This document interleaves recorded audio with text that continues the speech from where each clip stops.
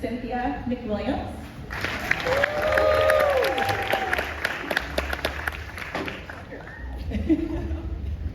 Mary Lou Bella.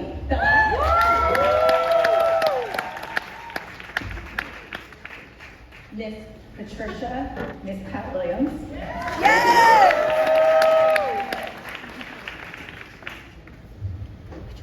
And of course, the legendary Miss Robi Reed.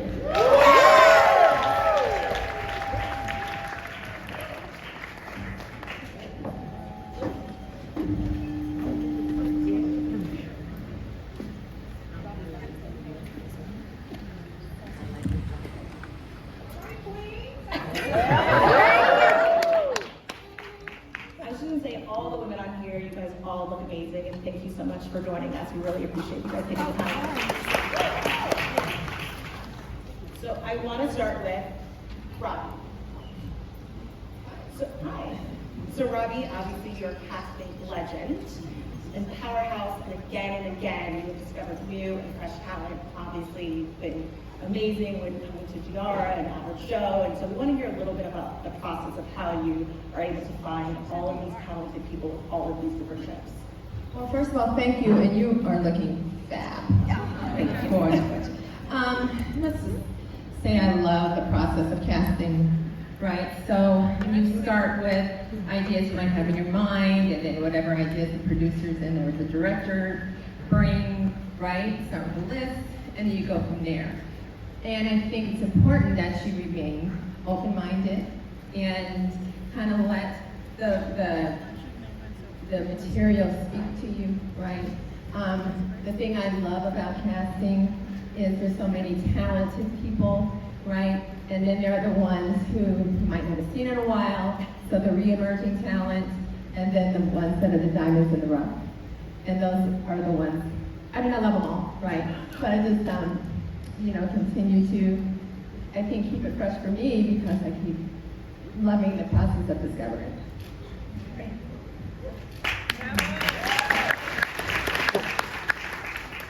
And Mary Lou Bella, twice Emmy nominated. Your vision as a director undoubtedly plays a crucial role in bringing out incredible performances from the cast of the Miss Pat show. Can you highlight some of your prep work and your conversations with actors prior to shooting? You know, it's about authenticity and it's about trust. And when you're coming into a fourth season, and hopefully fifth, you're looking to say, what are we going to do this season? And how can we show even more of this family? And because the storyline brought Pat back from the road and being a performer on the road in the season before, we had more time to explore the whole family this time and how her dynamic and at the matriarch of this family, what she was going to bring new this season. And just talking about how far can we go? It's always pretty far on this show. And I'm not just talking about the fun we have, I'm talking about the drama. You know, we explored some really serious things in past seasons, and when we basically blew up the family at the end of this season, and it's just amazing how we're going to get back and how Pat's going to be the person that brings them all together.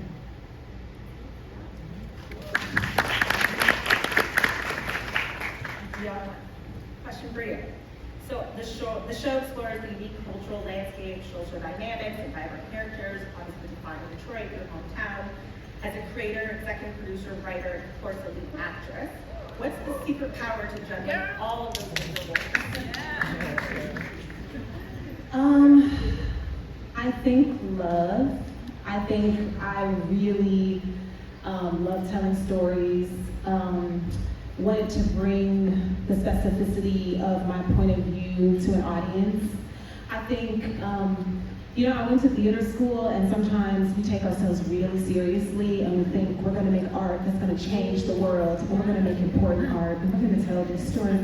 And then you grow up a little bit, and you go through losing a parent or watching the news, and then sometimes you go, I just wanna make art that entertains people, that makes people feel good, that at the end of the day is life affirming. And so that love for storytelling and wanting to do that for an audience, I think is the key.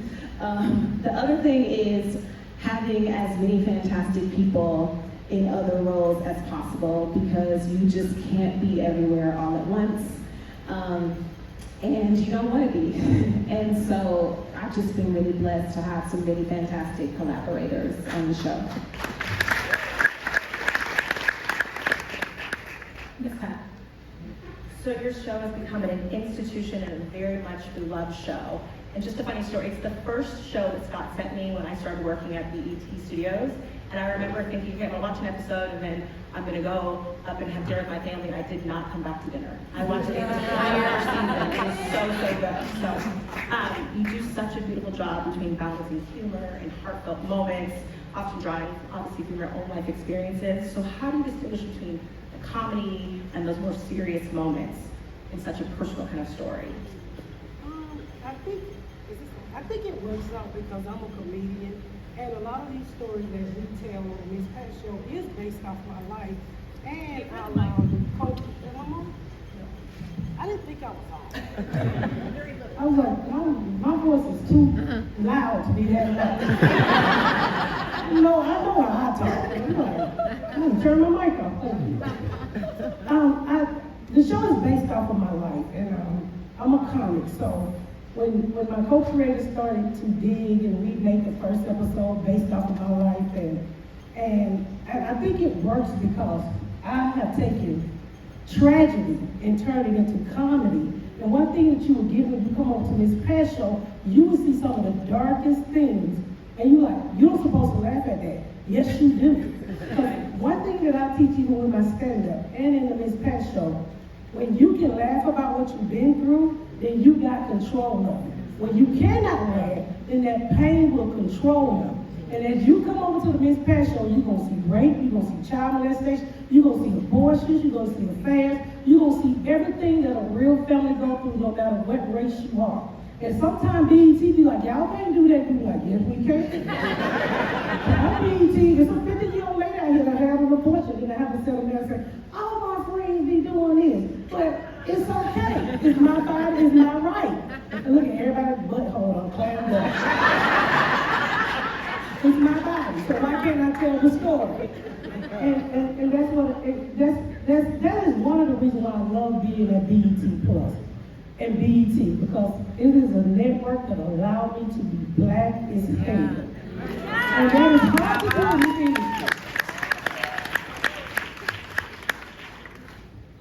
Cynthia, so this show. We're going to check before we start. See? We check. All right.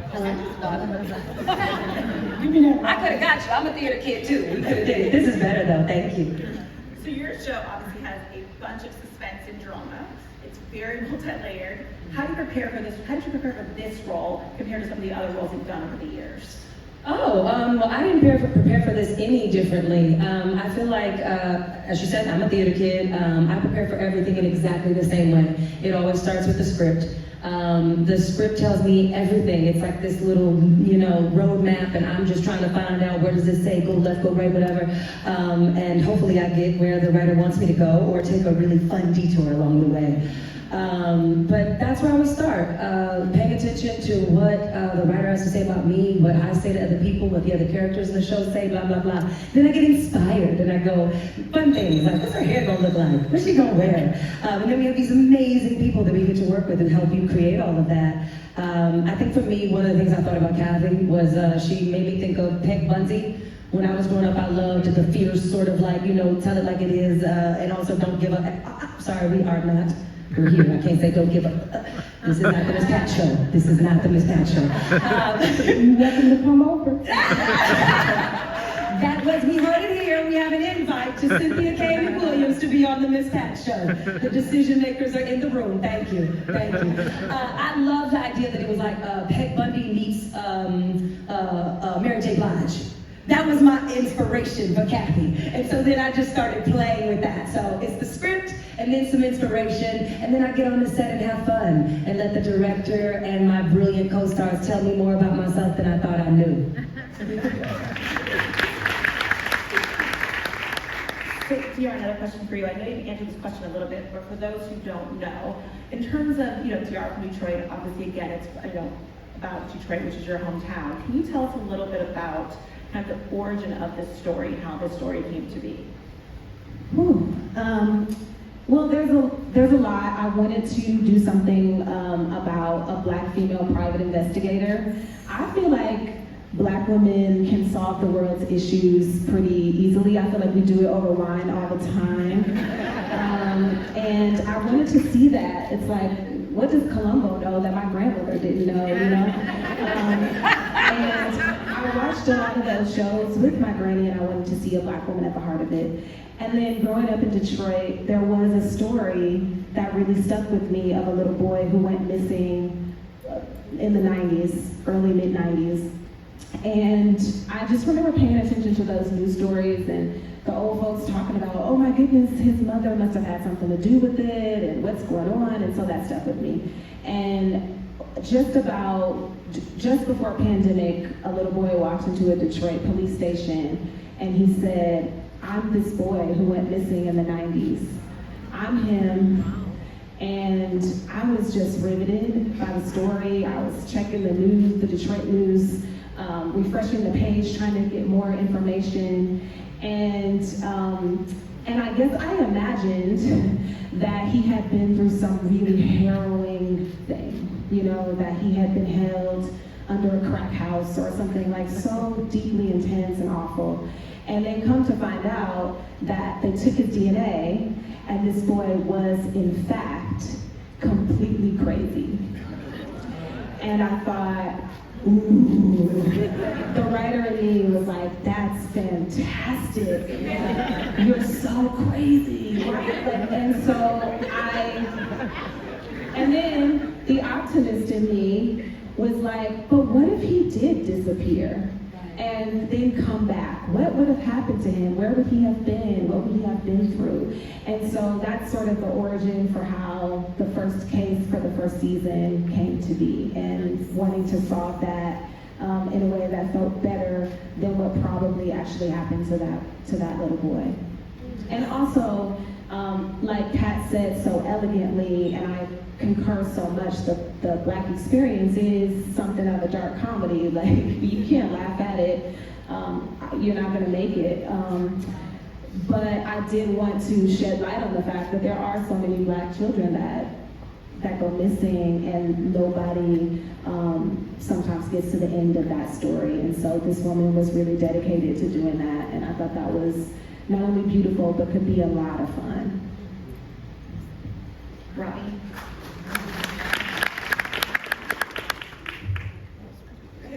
Can you elaborate on your casting approach, especially in the room of executive producers and the team? What type of guidance do you provide to them, and kind of what insight as you move forward when you're starting the process? I just tell them what to do.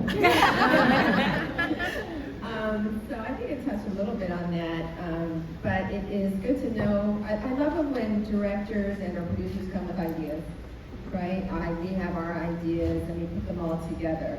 And again, it's always really key when the director, producer remain open-minded, which they definitely do, right? Because you can be surprised by someone that you might not have seen or thought would be right for the role or what you were expecting, right? So I always love that. But it's a process. I tell folks, it's a mulberry bush, you have to go around it. So oftentimes you might see the person that gets the role on day one, but you go around the mulberry bush and you come back to it, right? And if it's for them, then they get the part. But you have to, I think, be patient. And it's always fun working with a director and or producer who love casting as much as you do, and or I do, and really understand what it is. And I love actors. I really do. I really love actors. I love meeting actors and reading actors, and then just helping them find, or you all, I'm sure there are many of you here, get to that goal, and then the gift for me is being able to say you got the part. Yeah. And then obviously you've had multiple seasons, so can you talk about how that's like every season, how do you go into it in terms of what you're going to do? Obviously, you've had big twisted turns, and there's so many kind of emotions. Is there an approach that you have? It's like you've ended season 1, and acting in season 2, I've ended season 2 on this, going to season 3, and so on. Kind of what is that? Well, a lot of that is with the co-creator. My co-creator is Robi Cooper. You know, we'll have the season planned out. I mean, we have episodes that we can't even get to. To be honest, we probably got 10 episodes left on from season 1. and we just start to plan before the network even tell us that we're picked up. So I always say, because if y'all don't know, I'm not theater, I'm an ex-drug dealer that's blessed to have a TV show. Don't let me scare you, I'm gonna change my life. So I use my street knowledge where it says, stay ready so you don't have to get ready. So I'm not picked up for 5th season, but Scott is here and we're ready. And that's how we do it. I mean, every time one ends, and before that one even ends, we're planning for the next one until they say we're done with you guys. And in terms of directing, yes.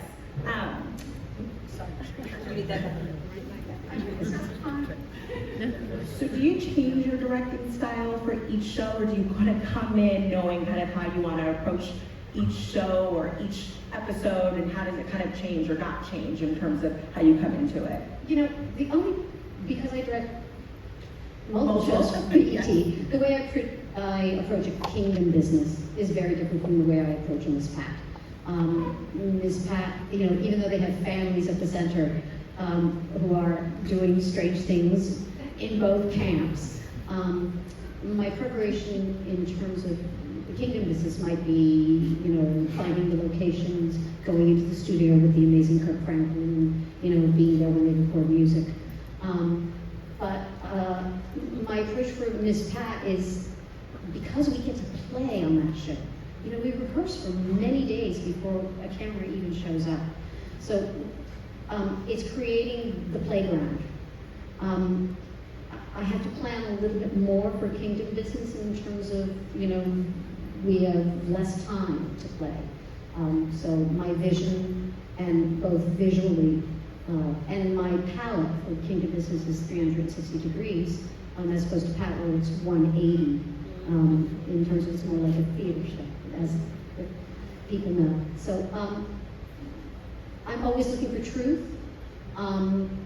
The way I stage a comedy is a little different, because when you have people who are really funny, like Miss Pat or Jordan who's writing it, and Jordan's on this season, I can stand people next to each other and just, I mean, for those of you technically, because, you know, this is a professional town, you know, I could shoot funny people in a 2-shot, and they just shine. And I'm cutting a little bit more on other shows. So it's a different approach, but I love both jobs.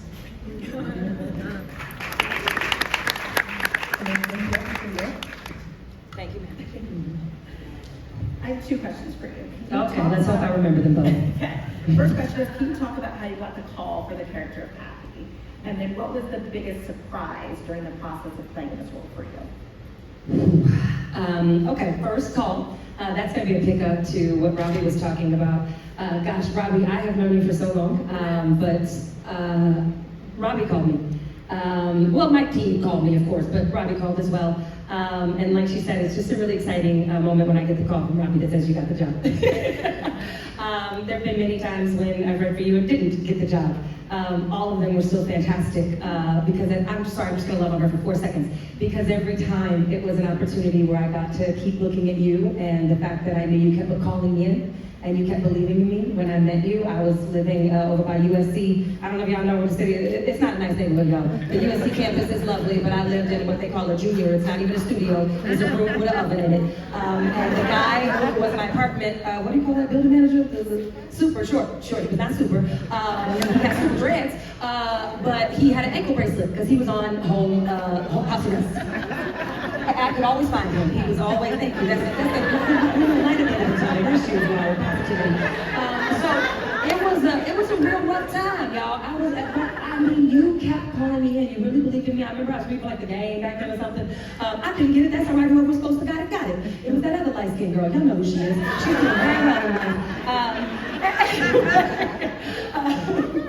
I'm sorry, this is such a tangent. But my point is she's seen me go through so much and grow as an artist, and I really cannot express to you the way that we co-journey, and we don't always know the way we're inspiring one another. I mean, from behind the camera, seeing women take over as directors. I've seen so many more women when I come on sets now, in writers' rooms, behind the camera. I've seen so many more Black women leading shows. I've seen this woman say, I have an idea, I'm going to write, produce, star. It's insane. I knew a friend who knew her, and I just heard about her and said, good God gracious, what is she doing? She's doing the damn thing. And it literally, that made me go, I think I can. Watching Robi do what she did made me go, I think I can. And every way and every one of the times that you told me, I think you can too, by letting me in the room was really special. Anyway, so when she called me for this job, also what you said is being open-minded.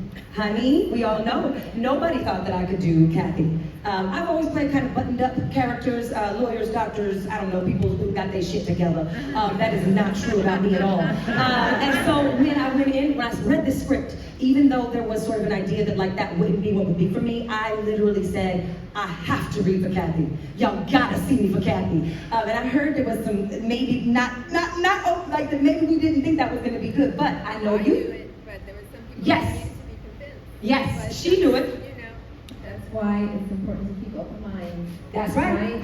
And she gave me the opportunity. Honestly, I don't know if you wouldn't have fought for me and said, she could do this. Anyway, I went in and I did it, and I think right after we got, Dion actually, he was, I don't know if he's here now, but Dion had said, he was like, I've been hearing that you was out here doing something. I got to get on this call. So he got on the call and read opposite of me, and we had a really good time. But I think immediately we all knew it was gonna work. And very seldom as an actor do you feel that way. You know, look, man, even if you break, there's still somebody else who's amazing too. This town is full of ridiculously talented people.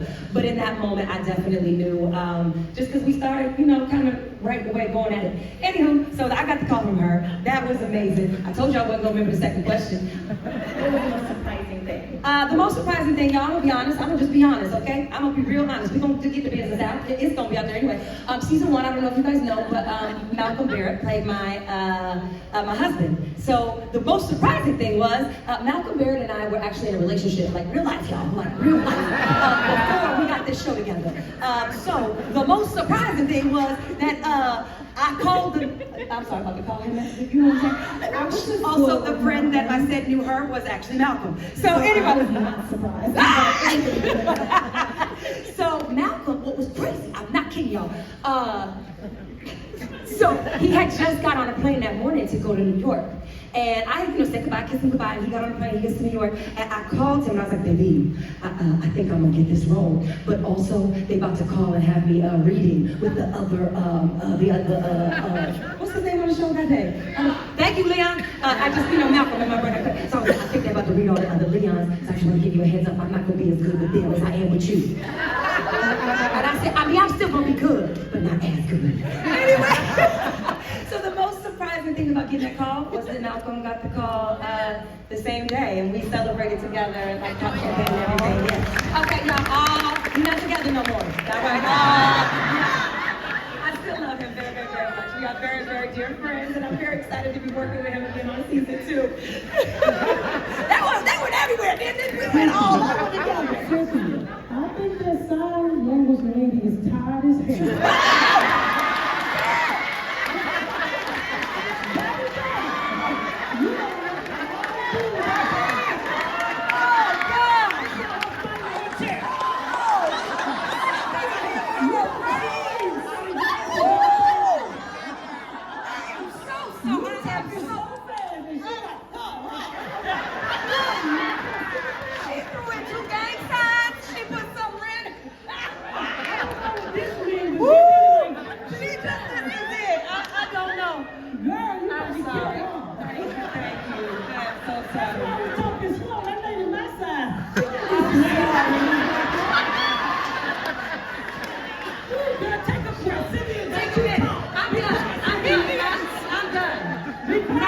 She gotta breathe. She not She didn't sound like damn, I want my spank. I'm tired.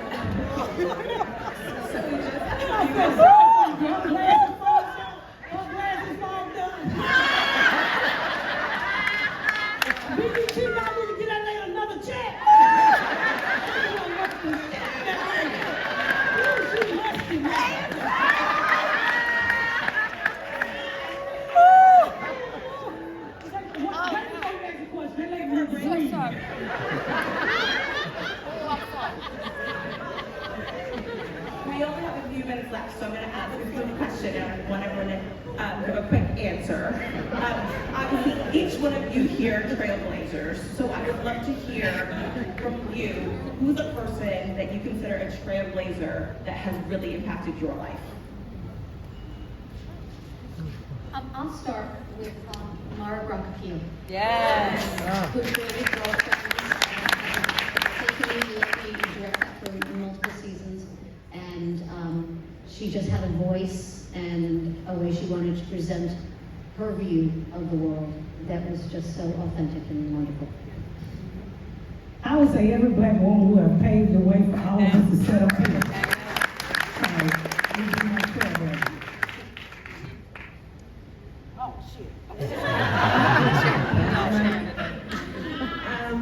I'd say a woman named Laretha Jones. And yes, so for me, Laretha, I met her she was a junior lawyer, and she had one client, his name was Spike Lee. And I had just cast school days, but what I had was a dream to have my own company. And I shared that dream with her. And she said, you should have it, and I'll incorporate you, and the rest, I guess, is history. So, Laretha, and all you need is just one person to believe in you after you believe in yourself. I'm gonna hit up theater stuff again. I'm gonna say for me, it would be Lorraine Hansberry. Lorraine Hansberry, I think now we all just, kind of reduce her to, A Raisin in the Sun, which is an amazing play. It's an amazing play. It's been done a bajillion times and by a bajillion people. But Lorraine Hansberry was the youngest and first black female to have a play on Broadway. And this was in, I don't know if I'm gonna get this facts exactly right, but I believe it was 50s, it was insane, the time frame. She also was one of the first black women who talked about being queer, being a lesbian. It just is, when you think about what courage that took to do that at that time and the success that she had. She died so young, but she made an impact that changed every one of us. So, my God, that to me, trailblazer, like, times 10, yeah. I always think about like Pat, like the women that we don't know, the black women who, for all of us to be sitting up here, we've come so far. There's so many, if we had been born at a different time, we just wouldn't have been possible. And so I always think about the women who wrote the plays for their church, who got the kids together, who kept loving each generation and infusing each generation with art and beauty until we got to this point where the world was ready to receive us in this way. So it's the nameless, faceless ancestors who I mostly feel buoy me. Yeah.